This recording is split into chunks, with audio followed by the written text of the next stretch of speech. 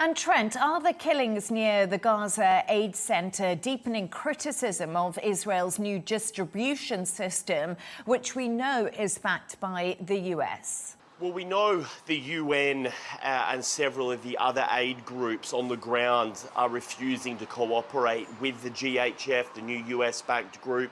They had been calling into question safety procedures and whether this was a safe mechanism to deliver the aid. The UN's assessment is that it wasn't, and they are now, as you would imagine, pointing at these incidents that we have seen and are calling for an international investigation to try and work out why gunfire keeps being reported at aid delivery distribution sites being operated by this US-backed group. We heard from the UN Human Rights Chief, Volker Turk, who has decried these deadly attacks, as he described them, on civilians and has called them a war crime.